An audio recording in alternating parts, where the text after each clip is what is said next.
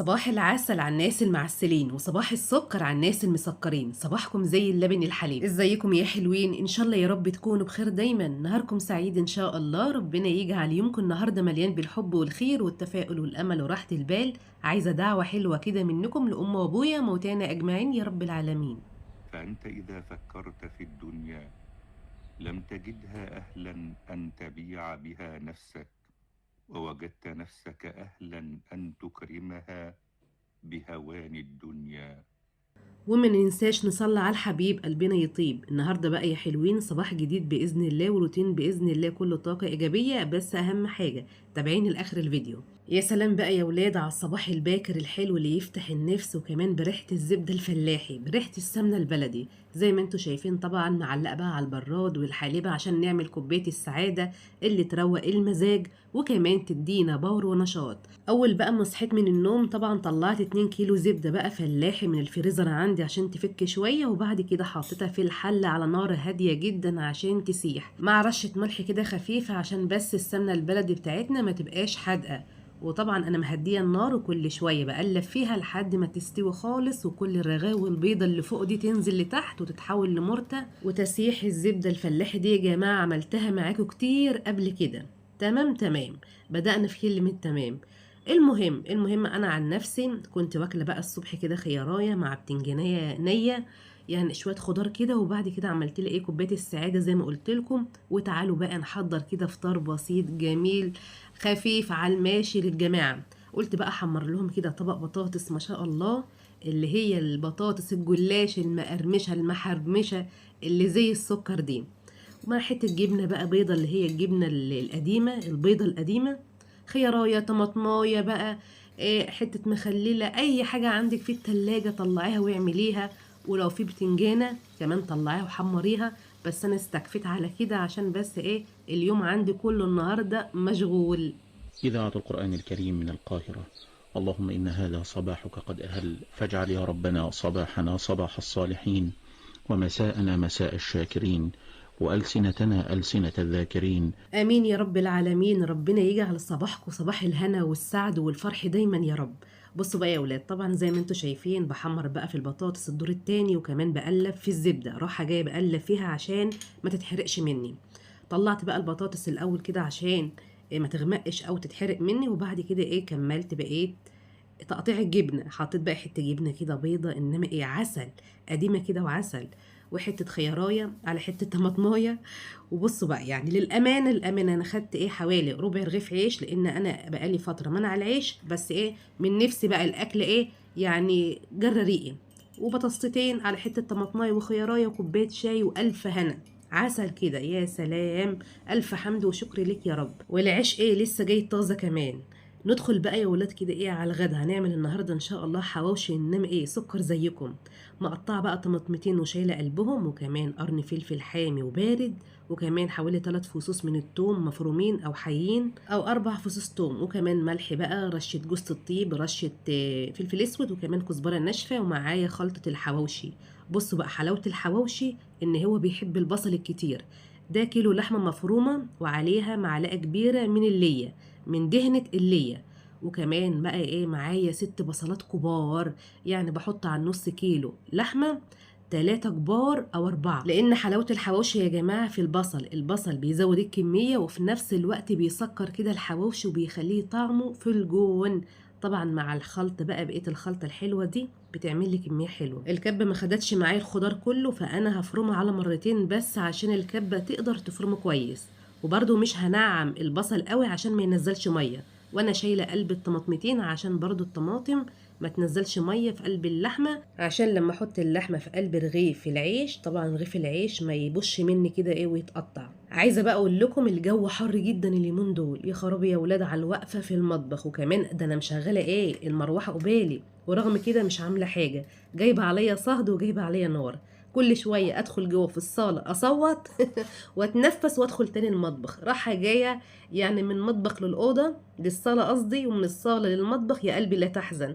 الله المستعان. الحمد لله على كل حال. فرمت بقى الدور التاني من الخضار، وبعد كده حطيت بقى اللحمه بتاعتنا، وكمان نحط كيس الحواوشي بتاعنا، نقلب بس اللحمه كده تقليبه حلوه مع الخضار، ونحط بقى بقية التوابل. طبعا يا جماعة انا مش مكترة توابل، يعني طول ما انتي مش مكترة التوابل طول ما انتي هتحس بطعم اللحمة. حطيت بس على كيلو اللحمة كيس واحد حواوشي.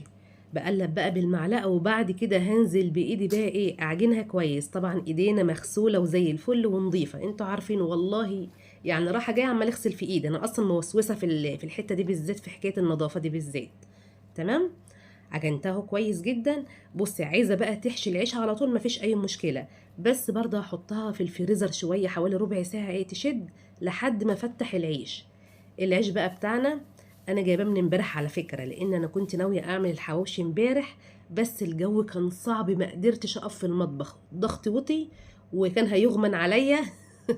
الحمد لله رب العالمين. واكلنا اكل كده خفيف عشان ايه مش قادره اقف في المطبخ خالص يا ولاد. الله المستعان، ربنا يهون يا رب. حر الصيف علينا وعلى جميع الناس يا رب، اللهم امين. الناس اللي شغاله بره يا جماعه في الشوارع، الناس اللي شغاله في عز الشمس، الله يعينها ويقويها ويرزقها الرزق الحلال يا رب. الله يعينكم الله يعينكم الله يكون في عونكم. دي احنا قاعدين في البيوت ومش متحملين، ما بالكوا الناس اللي شغاله بره يا ولاد، الله يعينهم. اي حد شغال بره في درجه الحراره الصعبه دي الله يعينهم ويقويهم يا رب، اللهم امين.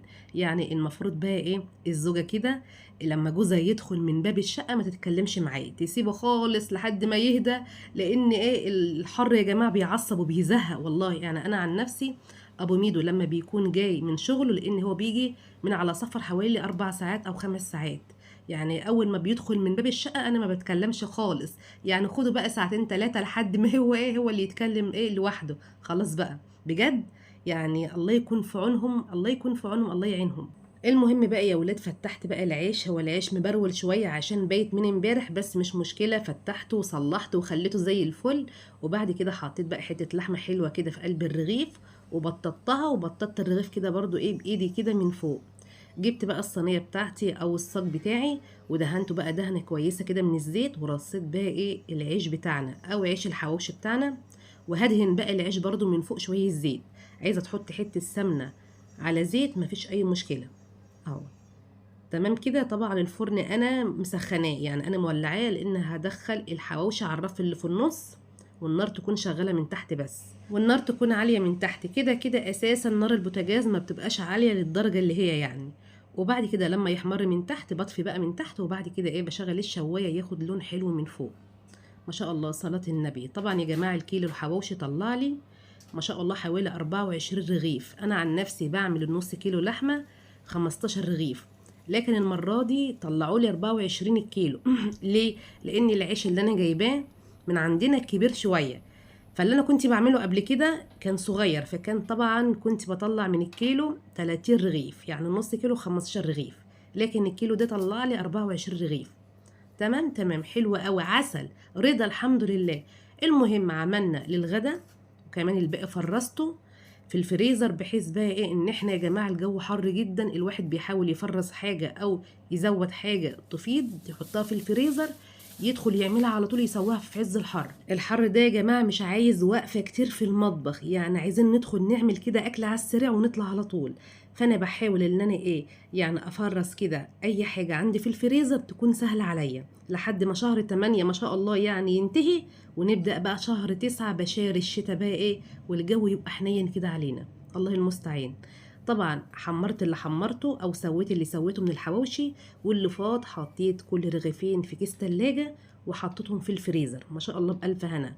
وعلى فكرة احنا اتغدينا برضو من الحواوشي وفاض ما شاء الله، فاض والله لتاني يوم، بس كان ايه يعني مستوي ما شاء الله بألف هنا، وكان مقرمش وكان جميل. وطبعا فرشت بقى ورق حراري كده في الطبق وحطيته في الطبق، وغطيته برضو بورق حراري لحد ايه ما نتغدى عشان ما يبردش. ما شاء الله عسل، نفسه جميل، مقرمش من بره، يعني حاجه كده ايه سكر، وكمان اكل خفيف وجميل. مريم بنتي بقى عملت شويه سلطه، وعملت بقى طحينه ومخلل، والف هنا على قلبكم، اكل يعني يستاهل بقكم.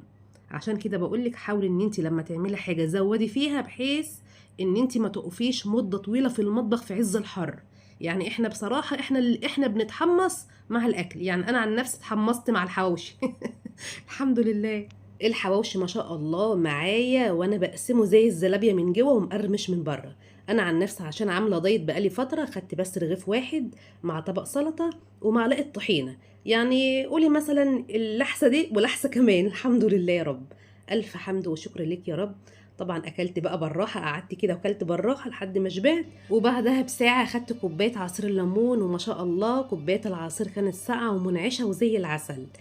دي بقى يا جماعة وراك، طبعا انا كنت مطلعه الصبح زي ما انتوا شفتوا في اول الفيديو. وراك ابو ميدو هنا ومسافر، ولما بيسافر بعمل له كده كام اكلة ياخدهم معاه عشان لما بيطلع من الشغل ما بيفضاش يعمل اي حاجة، لان طبعا بيطلع متأخر، وفي نفس الوقت الحاجة برضو في مصر غالية، في 6 اكتوبر غالية. فانا بحاول كده ان انا اعمل له كام اكلة. فطبخت له طبعا اللي وراك، هطلعها بقى احمرها بحته السمنه بلدي تحت الشوايه، وطبخت له بقى شويه رز، وطبعا عندي كوسه، يعني عندي كوسه من اول امبارح خضار، حطهم له في كيس تلاجة ولفهم له في الفريزر عشان ياكلهم جنب ايه اللي وراك وجنب ايه الرز. تعالوا بقى يا ولاد نعمل البرجر الاقتصادي الحلو اللي يفتح النفس كمان ونفرز منه عشان صيف الحر. ايه صيف الحر دي يا ام ميدو؟ حر الصيف، لخبطه لخبطه. المهم معايا بقى كوبايه بقسماط ناعم، شويه توابل بقى، التوابل اللي انت حباها، ملح بقى، بابريكا، رشه جوز الطيب، كزبره ناشفه، بهارات فراخ او بهارات لحمه، رشه فلفل اسود، جنزبيل، توم باودر. وبعد كده معايا برضو كده في الكيس بهارات برجر، بس طبعا مش هحط منها غير معلقه عشان ريحتها نفاذه وكمان حاميه. معايا بقى يا جماعة بصلتين كبار أو بصلة كبيرة وبصلة متوسطة، كيلو لحمة مفرومة عليهم معلقتين كبار ليا اللي هي دهنة الليا. طبعا الليا دي يا جماعة بتدي للحواوشي طعم تحفة، والبرجر كمان طعم يعني ايه في الجون، أكنك بتاكل الحاجات دي في المطاعم الكبيرة اللي بره، بس طبعا حاجة البيت أنضف وأضمن وأحسن كتير. حطيت بقى البصل الأول في الكبة يتفرم وينعم، وبعد كده حطيت اللحمة والبقسماط والتوابل ومعلقة بهارات برجر، وبعد كده ايه فرمتهم كويس في قلب الكبة لحد ايه ما اللحمة بتاعتنا بقى تطلع خيوط كده. وبعد كده ايه حطيتها في الطبق. بصي بقى، عايزة تشكلها كده على طول مفيش اي مشكلة، عايزة برضو تحطها في الفريزر حوالي ربع ساعة برضو مفيش اي مشكلة. يعني انا حطيتها برضو شوية كده حوالي 10 دقايق ربع ساعة في الفريزر عشان اللحمة برضو تشد معايا شوية. جبت بقى شوية مية كده او شوية زيت، عموما يعني المية احسن. وجبت بقى المكبس اللي عندي ده بتاع البرجر، فتحت بقى كيس تلاجة كده نصين، وحطيت بقى الكيس الاول في قلب المكبس، وخدت حتة لحمة كده كورتها وبططتها شوية. وطبعا اللحمة عشان برضو ما تلزقش في ايدك باللي ايديكي مية، تمام. وبعد كده ايه يعني غطيت بقى حتة البرجر بالكيس كده من فوق وضغطت عليها بالمكبس، وبعد كده لفيتها، وبعد كده ايه بحطها على الرخامة واعمل غيره. ما شاء الله كيلو اللحمة يا جماعة عمل لي اقسم بالله 20 قطعة برجر، وكمان قرص صغير كده، بس انا ايه يعني مرضتش ابينه، وكمان يعني قرص صغنن كده. المهم كيلو عمل لي 20 قطعة برجر. صلاة النبي أحسن ما شاء الله، والقطعة قطعة يعني ما شاء الله، وعسل وريحته جميلة فظيعة. واللي هي طبعا بتدي ايه يعني طعم وريحة عسل. انا جايبه اللي يا جماعه بجيب حته كده ب 200 جنيه بخليها عندي من عند الجزار، بحط بقى ايه دهنه اللي دي في معظم اكلاتي، ما شاء الله بتخلي الاكل كده عسل ما شاء الله. تمام اهو، عملت بقى 20 قطعة برجر، وطبعا حطيتهم في الفريزر شوية يعني ما نهضش، يعني ايه يجمد، هو المفروض يجمد بس مش مشكلة، انا برضو عملته وحمرته زي العسل. حطيت بقى في الطاسة نقطة زيت، نقطة بس، يعني ما شاء الله. اولا اللحمة اللي انا بجيبها لحمة بلدي ما فيهاش نسبة دهون كتير، وما شاء الله ما شاء الله طعمها عسل، وفي نفس الوقت برضو طلعت لي كمية حلوة. انا برضو يا جماعة بحمر البرجر ده عشان اديه لابو ميدو عشان ما عندهوش وقت يحمر، تمام. زي ما قلت لكم بيطلع متاخر ما عندوش وقت، فهو بس هيسخنه وياكله مع اي حاجه.